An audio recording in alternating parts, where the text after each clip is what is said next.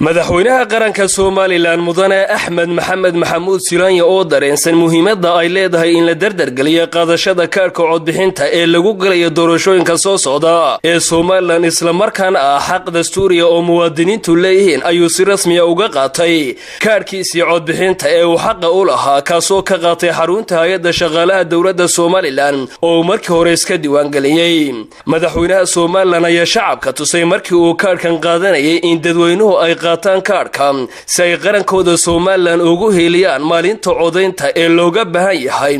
inay kala doortaan musharaxiinta kala duwan ee ku tartamaya doorashooyinka soo socda ee madaxtinimada waxaanu madaxweynuhu kula dardaarmay muwaadiniinta inaanay dayicin oo ay qaataan kaarka codbixinta waxa ku helinayay madaxweynaha Soomaaliland qaadashada kaarka codbixinta marwada madaxweynaha Soomaaliland marwa Aamine War Sheekh Maxamed Jirde iyo wasiirka wasaaradda madaxtooyada Soomaaliland oo iyaguna halkaasi ka qaatay kaarkaasi ay xaq u leeyihiin waxaana shacabka ugu baaqeen in aanay dhayalsan oo ay fursadan qaaliga ay ka faa'iideystaan isla markaana ay soo doontaan kaarkooda waxaanay bogaadiyeen kuwii qaatay mudane Maxamuud Xaashi Cabdi wasiirka wasaaradda madaxtooyada Soomaaliland ayaa codar ku sheegay in xukuumadda madaxweyne Axmed Maxamed Maxamuud Silaanya ay ka go'an tahay in doorashada wixii kaga soo hagaagay ay meel ku tiirin doonaan wasiirka madaxtooyada Soomaaliland ayaa daboolka ka qaaday in xukuumadda lacagtii doorashada ee ku harsaneyd ay bixin doonto haddii Allaah awood loo ogolaado bisha 7 sanadka 2017 sidaasina ay isku afkarteen komishanka doorashooyinka qaranka Soomaaliland waxaan u bogaadiyay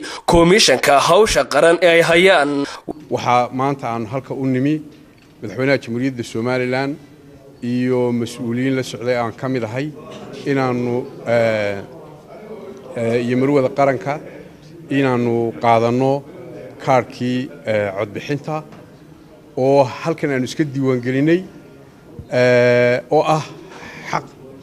dastuuri oo muwaadin wal oo dalkan kamid leeyahay farxad weyn bay noo tahay guud ahaan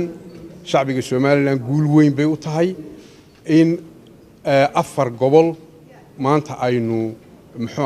aynu laba hore la dhameeyay gobolka Maroodijeex iyo gobolka Togdheerna ay hadda ka socoto waxaynu haray laba gobol waxa weeye aad runtii hawl weyn oo baaxad leh ayaynu qabanay waxaynu qarka arintaas waxay muujinaysaa in Soomaaliland dimuqraadiyadeedii aanay dhiman ayay ka marxaati kacaysaa ay nooshahay waxay ka marxaati kacaysaa doorashadii inaynu qarka u saaranahay oo ay inoo dhiman tahay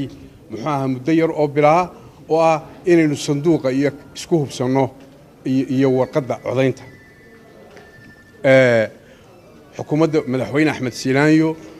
waxa ka go'an doorashada wixii nagaga soo hagaaga xilkeeda inaanu barbar u tiirino adduun badan baa doorashadan ku baxay iyo agaasin iyo nabadgelyo dhammaan diyaar baanu nahay baaqiga lacagta hadhayna waxaanu bixin doonaa haddii alla ka dhigo xukuumad ahaan komishanka ku wada hadalay ku balanay 7 bisha 8 ayaanu bixinaynaa 2 milyan oo dollar oo lacagta ka dhiman guddiga doorashooyinka qaranka waa u hambalyeynayna waa bogaadinaynaa xukuumad ahaan hawl weyn bay qabteen waxaanu aaminsanahay in ay runtii yihiin dad mudakara isku duuban xilkaana ka soo bixi kara wasiirka madaxtooyada Soomaaliland ayaa mar kale waxa uu ka digay in la xajimeeyo kaarka iyo habsami u socodka oo diyaar garowga doorashooyinka madaxtinimada Soomaaliland ee soo socda waxaanu runtii u aragnaa in xisbiyada qaranka iyo xukuumadda iyo ummadda oo dhan ay u guntato inaanu ka shaqeyno doorashada jawi wanaagsan inaanu ku tartano caafimaad qaba oo walaalnimo leh oo bisayl leh oo garsho leh oo xagtimaha iyo xangaruufooyinka iyo waxyaalaha inaga xumeyn kara aynu ummad ahaan ka korro waxaanu nahay ummad kortay oo 20 sano qaran ahayd waxaanu shacbiga Soomaaliland anigu munaasabada ka faa'iideysanaya aanu ku gubaabinaynaa gaar ahaan gobolka Togdheer iyo gobolka Maroodijeex